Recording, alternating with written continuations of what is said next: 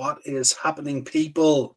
Reds, welcome to the Upper Tier Podcast, the football podcast we bring you each and every day. If you can head over to YouTube, smash that subscribe and bell notification button, drop a like on the video, all that good stuff. This is the Shankly Sessions, kind of a post-match therapy session for you Reds and me, kind of a like to kind of just air our grievances a little bit, reflect on the game, possibly take the good points out of it and move on. Although the result isn't necessarily what we might have deserved, probably isn't necessarily what we wanted. I suppose at the start of this game, with the players that we had missing, with the players that had to deputise and all that kind of good stuff, we probably might have accepted a draw, wouldn't we? But as the game played out, a very, very different narrative unfolded, didn't it, really? And we'll take the Gaffer's post-match comments and see what you think about them. But it's kind of a very positive week for Liverpool insofar as the news of Michael Edwards and Richard Hughes potentially coming in, which is fantastic news.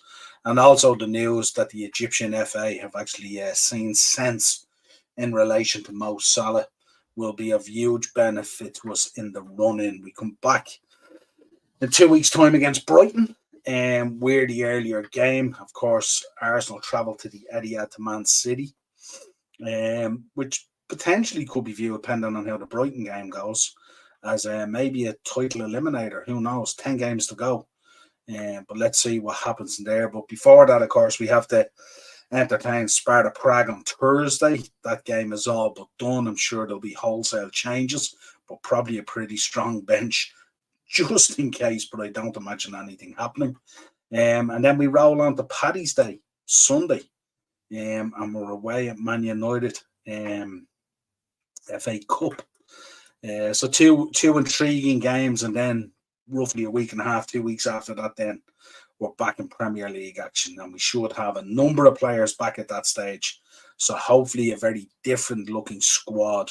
And timing is key because with all these injuries we've been having, obviously Konate and Jota and Trent and Alisson and all these things, Stefan gone for most of the season, Thiago gone for most of the season, and other players, Darwin only coming back, Dominic only coming back, Mo only coming back. We can take a lot out of today, and we can take a lot out of the last number of weeks because we're still in there. We're still there or thereabouts. We're still fighting for a title. We're still fighting on all four fronts. And I think that must be something that we can take from a huge positivity in terms of this situation, because a lot of people, when Mo Salah went off to the AFCON and injuries and all that kind of stuff hit us, a lot of people would have been thinking this is where we're going to fall away. And it hasn't happened. And I think that's kind of part of the narrative out there. People are shocked that it hasn't happened. People are shocked that the likes of Bradley has been able to come in, that Dans has been able to come in, that Clark has been able to come in. All these different players, McConnell have been able to come in. Kwanzaa has been able to step in there when needed and all, and done a fantastic job for us. And I'm sure rivals are wondering, how are these guys still in and around this? How have they managed to do it? And of course, Jurgen Klopp, the senior players, and that kind of, this means more, that whole how we pull things together and how we get through adversity has come to the forefront again. Let's take your comments first. Let's welcome everyone in. Henry's in, of course. What's the crack, Niall? Is PGMOL ever going to change, and can we please sell or move Diaz? He could and should have had a hat-trick, but he is very selfish. Football is corrupted by the love of money. It's kind of conflicting views on Diaz. We'll come back to it during the show. We should have won today at least 5-3. Yeah, definitely we should have been absolutely battered them second half. And I don't think I've ever experienced a second half against City like that, so dominant and stuff like that. Especially when you think of the first half. In the first 10 minutes, we were kind of very, very open. They were creating a lot. They were finding pockets. And even throughout that first half, even when we got some of our passing on and stuff like that, I mentioned that I was on Jack's chat at the time on Anfield Road TV. Remember, make sure you check Jack's stuff out and all fantastic stuff.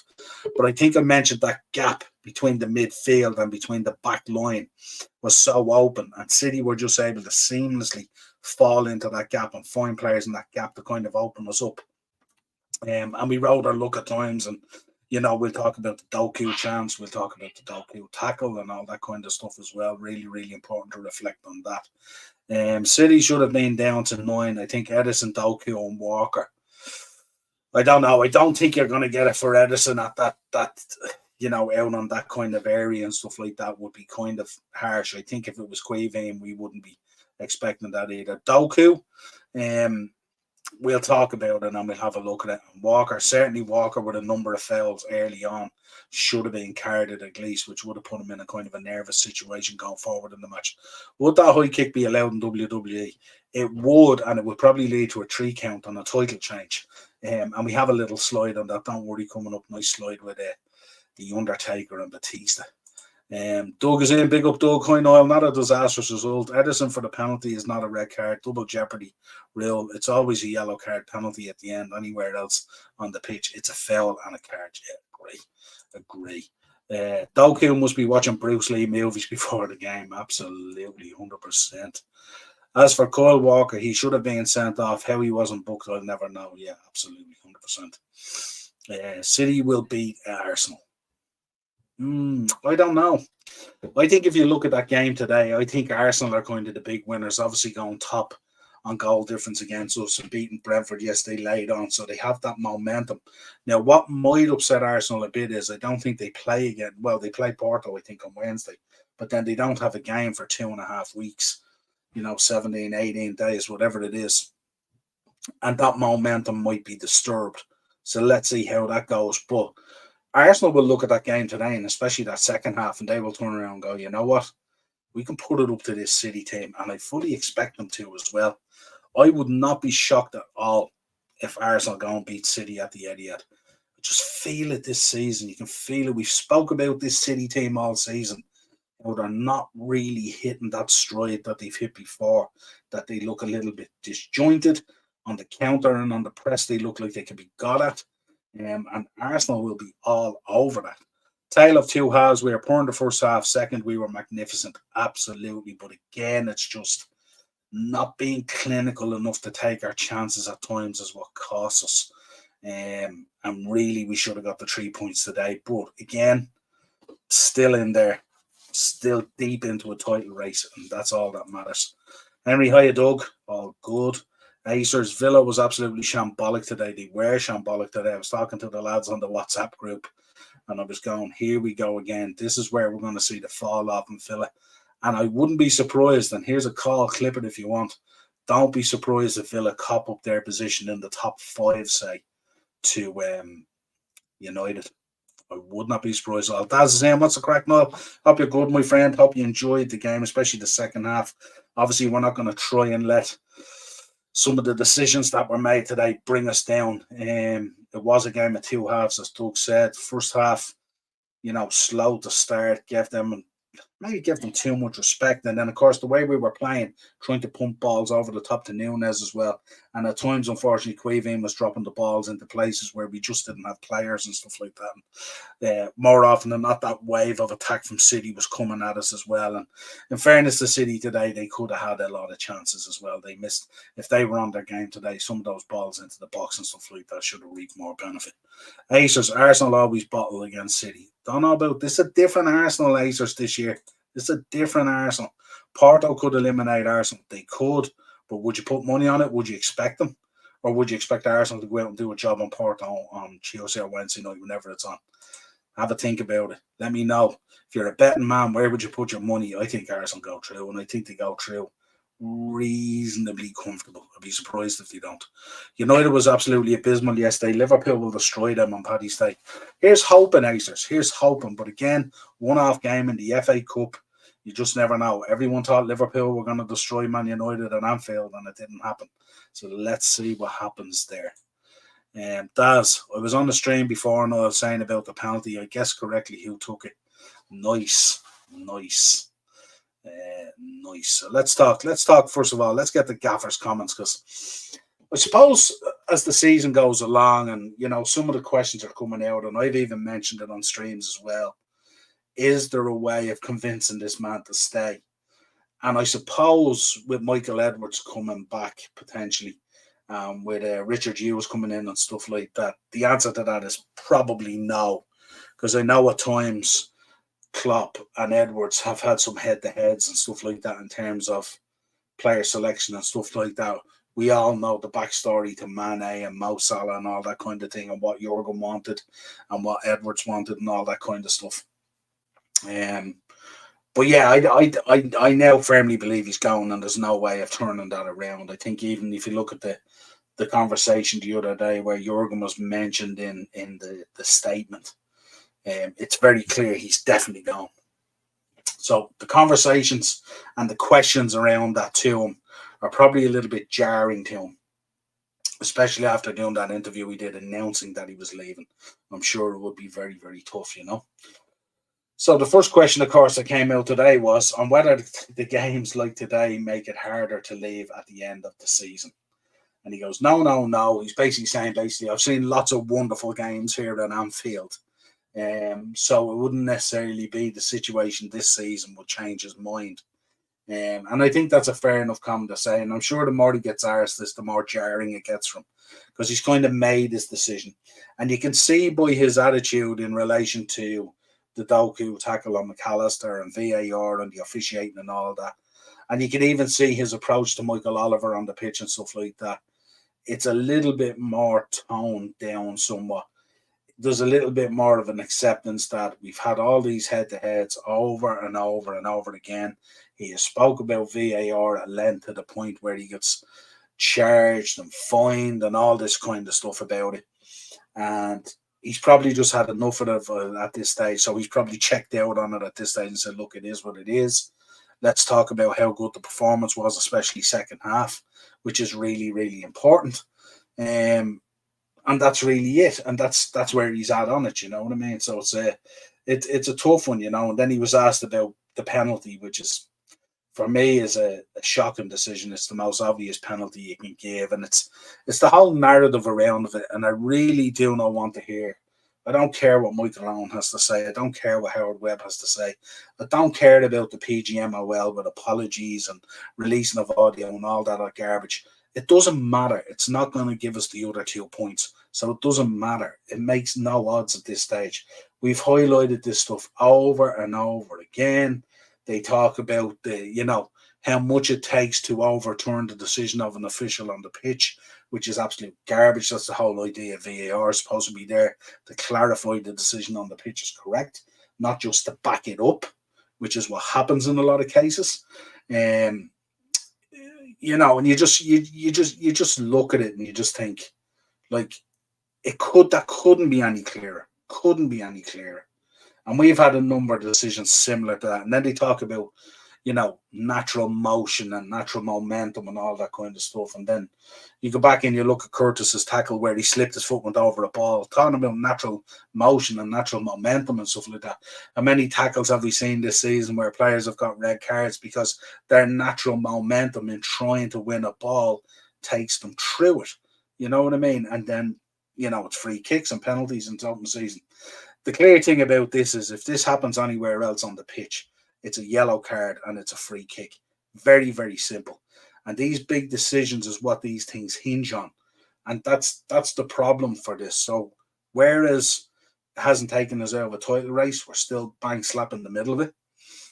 What it does do is it just makes life that little bit more difficult in terms of you're going to have to match these teams week on week now in order to stay in there and stay potentially ahead at some stage. So the next weekend coming up for the Premier League is going to be significant. We're going to play Brighton at the 2:00 game. Always a difficult game for us. Brighton always gives a real good game. Their form at the moment is quite indifferent. They're obviously going to crash out of Europe this week. I would imagine being 5-0 down. So they're literally going to be only in the basically, fighting for the Premier League or whatever it is. So, fighting in terms of Premier League fixtures. So we will see what happens there. For us, we'll be still potentially heavily involved in everything if things go our way this week. But we can take a lot from that second half performance. If we want to talk about the first half performance, I think there's still a lot of good stuff in there as well that we can build on. I think McAllister and Endo are fabulous. I think Dom was okay. but we have to accept the fact he's only coming back off an injury. The same with a number of players. I think Kwanzaa went in there and did really, really well. I think Joe at times didn't have the impact that he wanted in the game. I thought Virgil was very good again. I thought Quaveen is just, growing all the time. It's fantastic to see it. Connor Bradley, no problem going out there and doing the job. Absolutely exceptional. I thought Harvey put in a great shift. And also was brilliant when he dropped back into midfield as well. And it's the conversation is changing a lot about Harvey these days now, isn't it? Because the conversation was originally like whether he'd have the medal for the Premier League, and like he's gone in against a midfield there of some top class players, and done a real good job. Endo's just marvelous. The thing about Endo, which is tough on him, is he's just putting in these man of the match performances all the time, but just isn't getting the just rewards for it. Now everyone is talking about how good he is, but just isn't getting the rewards for it. On any other situation, he could have 3 of them in the bag at this stage. So yeah, very, very interesting. So we spoke about obviously the penalty. We don't really need to go into it in depth. We know his thoughts on it. Like we've seen it all before. Whether he's frustrated by it, he says we are used to that. Years ago, we had situation, and he gave a couple of examples and stuff like that. And he goes, look, he's blue in the face talking about this stuff, so he's kind of checked down on it at the moment. He's asked how a 3-team title race will be different. He said he's kind of alluded to the fact that he's not too sure, that he hasn't really ever been involved in one, and most of the time it's been ourselves in City, and I think he even made the point, I think, in Germany. On the last 6 weeks or so, proven that Liverpool can last the distance in the title race. He says, yes, but we need the players back. All the stories we created with the kids and stuff are wonderful, wonderful. I couldn't be happier about that, but of course we fight for the biggest prize in football. Today, Ibu was out. Then we start all 3 of our centre halves. And if one goes down and we play in the next 6 days, 2 games with 2 centre halves, which play all the time, all these kind of things are really tricky, but we came through it. And that's why I said we played really good football in that time. And we were lucky in moments, winning late, fighting hard, 99 minute and 118 minute and stuff like this. We don't take that for granted, but today the performance was really like 1 or 2 players back. We can change like we changed. Oh yeah, that is cool, and that is why I'm really happy about that today. So he's making the point that obviously we want the players back and stuff like that. He says Ibu has a chance of being ready for United, a good chance, so that's good news. And that's no disrespect to Kwanzaa. I think he does a cracking job. I'm really high on the boy Jarrell Kwanzaa. And what he and Pep said to each other at full time. First of all, this is private, even when it's football stadium, and nothing that would change. And nothing that would change the world, that we both respect each other a lot, and probably after the career will become somehow friends. He's a golfer. I'm not a golfer. I play paddle, but he is Spanish, so he might play paddle as well. Who knows? There will be something. If we meet, we will have great talks about sensational football games. Incredible stuff, but we said it now often enough, and I think it's really obvious as well to respect each other a lot. Absolutely, absolutely. On how highly you rate Sunday's match in terms of quality? On a scale I rate football games, there is no higher scale than playing the best football you can play against Man City. Causing City the problems we caused them today.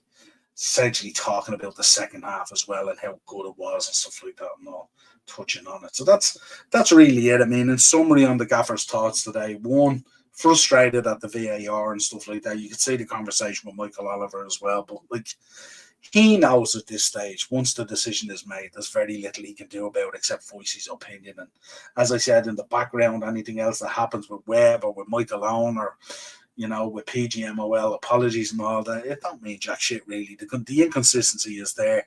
Doesn't look like it's going to change anytime soon. Doesn't look like the officiating is going to improve anytime soon. So this is kind of what we're left with at the moment. Let's get some of your comments in here. Acers, Klopp word is his bond. I think he's Madrid bound soon. I don't think so. Alisson is back for United, hopefully. City paid brown envelopes for the draw.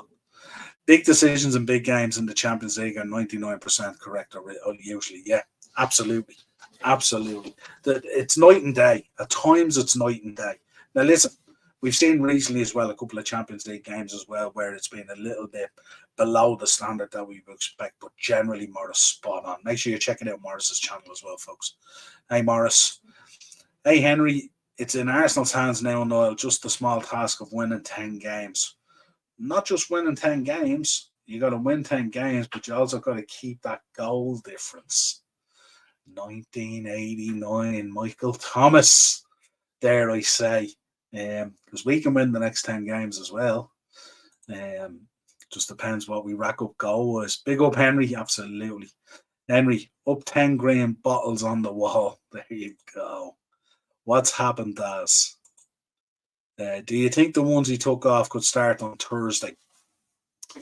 I don't know. So I think it'll be a much changed lineup. I think most of the focus on Thursday will really be towards Sunday and stuff like that, and potentially getting players back if we can, and maybe putting a little bit more minutes into Dom and players like that, maybe that they need it. Who knows? Maybe even if he's thinking Ebu for United, maybe if Ebu was ready, he might get a few minutes at the end of the game or something like that, get 15 minutes in them just to knock it off, because we can see there's a little bit of rust there at times in some players. Nothing, Henry. Acers, Morris. Fraud Teta is completely utter garbage management tactics. He won't be able to be master. We win 4 in a row easily. But that's crazy, Acers. That's crazy, Acers. Arsenal are by far the in-form team at the moment, and just because they struggle somewhat against Brentford, they got the job done, and you have to appreciate that. All right, Morris. Hope you're well today. Morris in. All good, Daz. Yeah, exactly. Goals crucial. Goals are crucial. And you have done a stellar job over the last few weeks on that. Let's talk about this man. What do we say about this guy? This guy can be the absolute epitome of brilliance, or he can absolutely frustrate the hell out of you as a fan. If you look at that first half, and I wonder sometimes about his ball knowledge sometimes as a front man. A lot of front men who play football are very clever in the way they play. So he can be quite tricky on the ball, but his control today, especially first half, was way off. And even when the ball comes to him, there was one time the ball got fed into him, zipped right into him really quick.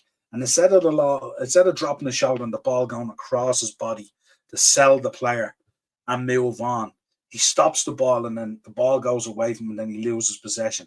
Also, the way he turns the ball and stuff like that, sometimes it's counterproductive in terms of what we're trying to do, where we really need him on the front foot with the ball being played in front of him and him running onto it.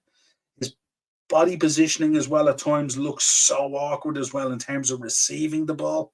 Sometimes that might be the quality of the pass, or sometimes it's just he's not expecting it, or he's not in tune with what's unfolding around him and just needs a bit more awareness. Now, I think second half was a very different story. He definitely does need to be putting more of his opportunities away. But I think also sometimes his decision making at times can be a little bit suspect. And I think that's what frustrates us. And what also frustrates us is we can have the first 40 minutes like what we're seeing today. And I was talking about maybe we should even hook him at half time.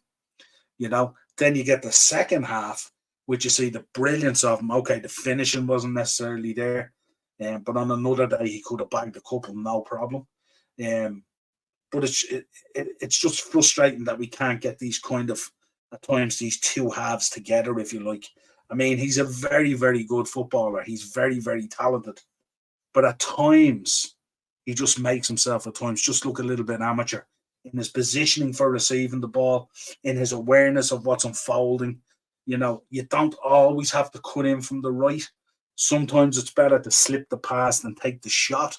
A number of different things with Luis Diaz. But overall, I think second half he went out to prove a point because he knew himself the first half he hadn't performed. And he's probably thinking of himself being a little bit lucky. I think in a more rootless situation, I think he easily could have been hooked first half. He could have been hooked at half time. Really, really difficult one, but definitely turned on the afterburner second half and made a huge difference. And I think the whole team was lifted as well by it as well. The whole team second half. It's not often you've seen many teams put a second half to Man City that way and make Man City look very ordinary in the second half. I know they had one or two chances, but in general, you look at Haaland, who was absolutely anonymous in the game, more or less. And it's not often that happens either. But I think if you look at full time, the way things looked and the way the players looked, we were walking off kind of shoulders down, disappointed that we hadn't won. And they were walking off the pitch reasonably okay with the fact that they had escaped with a point, I think. So that's the difference in the dynamic of both halves of the game and stuff like that. So, but certainly an interesting one for sure. But let us know your thoughts. Let us know your thoughts on Diaz. What do you think? Where are we? Champions League, however, is rubbish to watch. Looking forward to the new format. Might not be rubbish to watch, more or less, if you get through when you're in that draw on Friday. I'm telling you, man, it gets exciting and it builds. You know what I mean? That Porto game is going to be a cracking game. The new format should be better. Yeah, absolutely. I thought he was complete pony today. Did you only watch the first half? Because I thought he was very good second half. Gakpo should start on the left-hand side. I think his control of the ball is better. But I think Diaz's eye for goal is a little bit better. Romy One Kenobi, hey all, that game today was saucy. It was saucy, wasn't it? Alexis Arendo for man of the match for me. Virgil back to his best. Oh yeah, really encouraging Virgil. He's just outstanding. And what a joy it must be for the likes of Jarell Quansah at such an early stage in his career to be training day in, day out with the likes of Virgil and learning from him all the time. And also to be able to go out on the pitch and play with him that way and see how Virgil reads the game and sees the game as a world-class central defender. And to be able to see that firsthand and play with it and be a part of it is absolutely fantastic for the boy. And listen, he's been really, really good, but spot on. Alexis Arendo. My guess is it'll probably go to Alexis, but Endo has had so many of these runner-ups, hasn't he, at this stage? What did we make of this goal?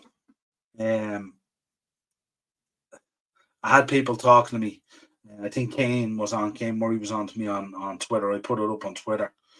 Like, to me, if I look at this, and maybe I'm wrong, I'm looking at this, and to me, Ake is in an offside position on this. If you look across that line there when the ball is played in, he shifts to the right with McAllister putting in the block, ball goes to Stones, and it's a goal.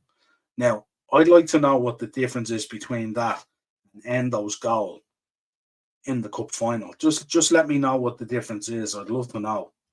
And if there is, I stand to be corrected. But I don't see any difference in this. And if you look at the positioning of Ake there in the 6-yard box, compare it to the line. Look at where the line is.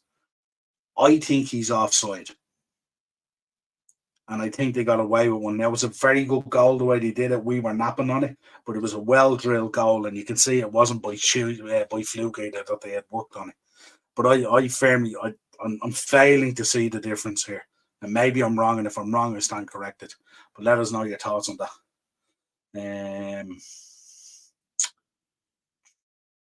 That's Romy One Kenobi. Has Frank finished?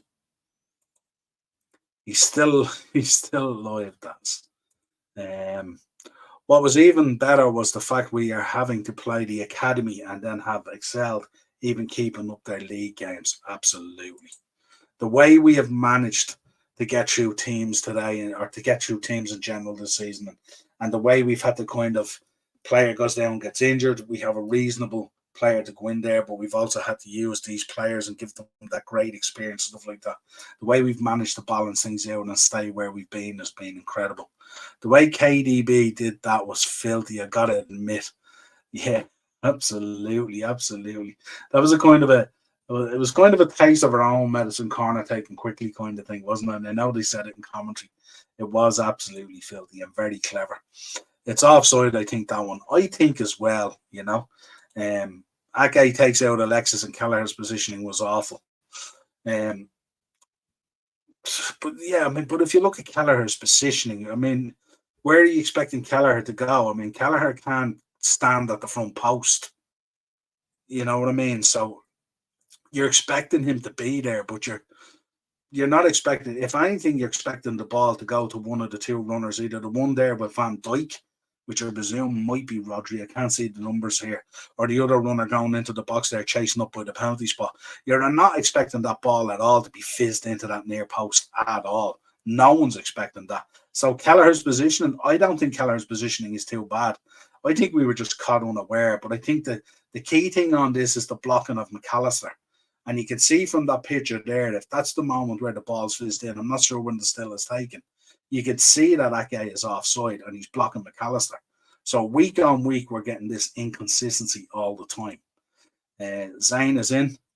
I want Luis Diaz to be dropped, but saying that out loud, Cody Gakpo ain't being rosy either.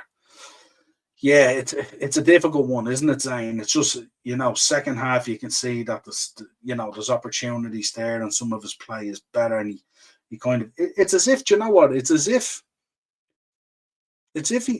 he starts games with a certain nervous kind of fear or something like that.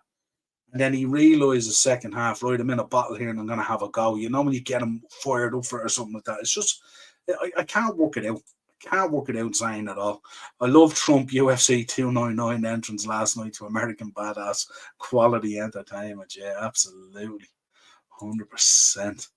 Is that not offside because McAllister is being blocked off? Absolutely, Zane. Absolutely. Just tell me the difference between that and the Endo situation last in the Carabao Cup. Just I can't understand it at all. And I had people telling me that Ake, because of a corner and all that kind of thing, got blocked off. Like, I agree, Zane. And it's not necessarily the offside, it's the blocking of the guy tracking. It's not, the offside situation is not the issue. The issue is the blocking of McAllister going into that position potentially to take the ball off from Stones, basically. That's who wins if we play the same lineup against United but with Mo. Well, I fully expect us to go to Old Trafford next week and win. I'd be very surprised if we didn't. But again, it's shown up with the right attitude and the right mentality and all that kind of stuff, But it'll certainly be interesting to say the least. What I am happy about is, thank God, there's FA Cup ties back at the weekend, not devaluing it by playing midweek to suit other schedules, Romy one Kenobi, Diaz definitely should have finished them chances, but I did like when he left Rodri on the floor. Yeah, absolutely. He should definitely be finishing the chances. But I always like to balance that out as well. And we had it with Darwin Núñez earlier in the season, stuff like that. We still like to give players some credit for getting into the positions that they get into and being there for those chances.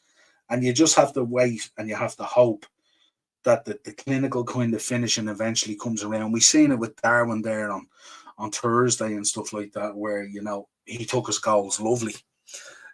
So it's sometimes you have to just bear with it. Players sometimes go through that, but it's a difficult one. I think Paul Tierney on VAR today with needing a visit to Specsavers on an OAP. Was he balancing out the mistake? The mistake that he made, was he balancing it out on us basically today? Who knows? Put your tinfoil hats on, people. Conspiracy theory at its finest. Dustin Poirier knocked out was savage. He must have been watching Anthony Joshua knock out on Friday night. It was a lovely knockout. And that other guy, the guy against Sean O'Malley as well, I don't know if you've seen that knee that he ate. Good Lord, that knee would have knocked out most guys. Let's chat a little bit about this one. I know it's not going to change things and stuff like that, but this was proper WWE, proper UFC kind of stuff. I just don't know on any planet how anyone reviews this and is comfortable leaving a VAR booth or comfortable coming off a pitch not calling that a foul and not calling that a penalty. And I think Michael Oliver will look back on this, and I think VAR will look back on this. And they're just, the more the weeks go on and the more the decisions are made, the less credibility they carry. The officiating is absolutely pony. The VAR and how it reflects and looks on things and the direction that it takes is absolutely pony. And people talking about, you heard Jurgen talking to the reporter after the game, and the reporter was talking about it. Like, it's a very high bar to get VAR to change the on-field decision.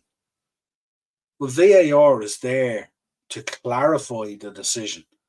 And I don't know why overturning a referee's decision on the pitch requires such a high bar. It's just, to me, it just doesn't make any sense. Doku with the Spartan kick, yeah, absolutely. The front thrust kick, as they say. But yeah, we can feel hard done by, but I think also we probably have to reflect on the opportunities and the chances that we missed. I think if I looked at the actual stats of the game, I think, what was it? The possession was interesting, 53-47. In the first 10 minutes, we would have never thought that. But the amount of chances we created in total was 19 shots, of which only 6 were on target. 6 shots on target today. City had 10 in total, and they had the same number of shots on target. But I think in terms of corner kicks, we had 7, and in terms of crosses, we 22 crosses today. And we still, I think, from crosses and set pieces and corners, I still don't think we're reaping the rewards we should for the amount that we create. So I think it should be more. He should have been sent over to the monitor. I don't even know in this situation why that would need to happen. I don't know how VAR doesn't look at that and straight away go to Michael Oliver and say penalty. Like, it's a penalty. It's a foul. He's after putting his stud straight through his chest. You know what I mean? I don't know. I don't know anything that doesn't look any more clear and obvious. It's just, to me, it's just bewildering. It's the same last week's Yates with Konate. Yeah, absolutely. 100%. And then they're talking about things like the natural motion, and as I mentioned, like Curtis Jones' tackle, you mentioned Malagusto's tackle, various other players and stuff like that. How can they start talking about motion? Like, you remember Mane sending off against Ederson where he clipped him in the side of the head? I mean, what does motion mean? I just don't know. To me, it's bewildering. Special mention for Harvey playing another 90 minutes. The kid doesn't stop. Yeah, absolutely, Zane. Great shout. Certainly, and I mentioned it earlier as well, was really, really good in the game. Got into it more up front and stuff like that. And then even when he switched back into midfield, he was still excellent as well. Harvey's just becoming this little terrier in there. And I wonder is he seeing shades of a true Endo and stuff like that as well. Like, I seen Endo today jumping and winning balls against a Kanji, which is so impressive when you think about the difference in stature. Could he have seen red? I don't know whether he would have seen red. I'm not too sure. I didn't even really care about the cards. I just, it's a foul. Regardless of whether it's yellow or red, it's a foul and it's a penalty. Refs in La Liga will put the Premier League refs to shame. Well, tell us this, Romney One Kenobi. That's a penalty in La Liga, isn't it? Do you agree, disagree? Let me know your thoughts. I think it is for me. I think it's a penalty all day. I think if this happens anywhere else on the pitch, it's probably, as Daz said, it's a card, and it's definitely a free kick. So how come when it's in the box, it's not treated in the same form or fashion? I just don't understand it. My point being, all these horrendous changes being allowed is going to end up with more players in A&E or career ending, in my opinion. Absolutely. It's the same thing when, like, the way they, if a player is clearly offside and they let the play finish on the ball go in the back of the net or whatever it is, or a flying tackle come in or something like that, and then they put the flag up, and then it's just needless more risk of injury and all that kind of stuff that just doesn't need to happen. Romy One Kenobi all day, absolutely. Same. Endo has been similar or better than Declan Rice, and now Rodri in individual games, 15 million bargain, absolutely. He has shocked every single one of us. You remember back when we signed him? Remember missing out in Caicedo, how disappointed we were? He has turned everything on its head. He's been absolutely exceptional. I don't know how many times I've come on here on podcasts and said, he's been my man of the match. He's been my man of the match. He's been outstanding since he went on that run just before going to the Asia Cup. And since he's come back, he's just stuck in again. Incredible. Even Picky Pickerson with Virgil van Dijk. Yeah, absolutely. There you go. There you go. And it's all about natural motion, huh? Natural motion. Virgil van Dijk's career could have been over. Jude deserving a 2-match ban for nothing. Our fans were amazing today with the "Hey Jude, we're with you" banner. Yeah, absolutely. It's just, I don't know, crazy stuff. So this is what it looks like at the moment, folks. This is where we're at. So 64 points each. Obviously, Arsenal with the better goal difference. And here we have the games coming up. So up next for us, everything is obviously postponed. Be interesting to see where they fit that in. Something tells me that's going to be somewhere jammed in between West Ham and Wolves down, and that's a tough last 4 games for us as well. Make no mistake about it, it's going to be interesting. Obviously, Arsenal having to go to United second last day of the season and home to Everton, you expect to beat them. Tottenham away could be tough. Tottenham would love to cost Arsenal anything they can. Aston Villa, obviously a tough game as well. Some interesting games still to come up, but that kind of Tottenham, Aston Villa, Wolves, West Ham as well. That's going to, and Fulham ain't going to be easy either. But none of the games are going to be easy now. The pressure is on. But Man City have an interesting run now. Obviously, the Brighton game, their next game is Arsenal because of the FA Cup. So they're going to be going Arsenal back-to-back with Villa. And then they got Palace and Luton. Then they got Tottenham, which will be tough. And then it's a question of where they put the Brighton game in. But look, it's all to play for. It's as tight as be damned. Very exciting. Very, very interesting the way it's going to go. Be very interesting to see who holds their mettle in this. 10 games to go. Damn, yeah. 10 games to go. It's going to be an interesting 10 games. Who's going to hold their mettle on this? You know, City have the experience, but not really quite looking the City that we know at this stage of the season where they're normally on it. We're kind of playing a balance act at the moment between our squad and what we have available, and also on the pitch at times between coughing up chances and taking our own chances. Arsenal look absolutely sublime. They are absolutely on it. They are pumping. They have momentum. You know, say what you want about the Brentford game last night, but when you score like that and you get over the line, that is huge. That is huge to me. As a matter of fact, I would say last night getting that goal in the manner that they did and seeing it out when Brentford had chances, I think that means more to them at this time in terms of their momentum and building them up in terms of their confidence, stuff like that. Probably means more than if they're going out just pumping teams 3-4-0 at times. Because that was a big one last night. That was one that they had to dig in on. Arsenal does look like a machine right now. They do look like a machine right now. But yeah, it's gonna be very, very interesting. I'm quite excited for it as a title race. Obviously, I'm praying here and lighting candles and saying novenas that obviously we come out on top and we can give Jurgen the send off he deserves. But it'll be interesting to see. There's a lot of teams there at the moment with a lot of history and links. You know, Tottenham with Arsenal, they would love to cost them the 3 points and potentially the league. Ourselves with United, potentially. And then, of course, you have Man City in there as well, going to play Arsenal next, which is going to be huge. And the pressure could mount even more if we can go out and do that job against Brighton in the earlier game. But we shall see what happens. But it's going to be very exciting. So, not quite the result we wanted in the end. Probably the result we would have taken beforehand. But we're bang slap in the middle of a title race. Hopefully get more players back. 2 interesting games coming up now before the international break. Great news that Mo Salah is going to stay in Liverpool and he's going to do what he needs to do instead of travelling to Egypt. So big up to Liverpool and the Egyptian FA, whoever came around to the decision, the sensible decision, I would say. Might get news. Michael Edwards might be announced. Richard Hughes might be announced. Lots of good stuff might be announced to really prop us up and give us that lift as well. And of course, we're expecting players back after the international break. Hopefully, Ali will be back. Hopefully, Trent will be back.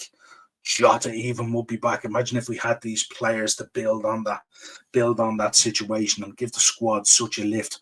Mo will have more time in his legs coming back from injury. Dom will have more time. So it should be a strong finish, but it's going to be interesting. Imagine it came down to goal difference. 1989 Reds, 1989 Michael Thomas. Imagine. Until next time, folks, subscribe to the channel, hit the bell notification button, drop a like on the video.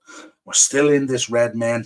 Don't worry about today. Put it behind us. We move on, as the gaffer says. Next game up.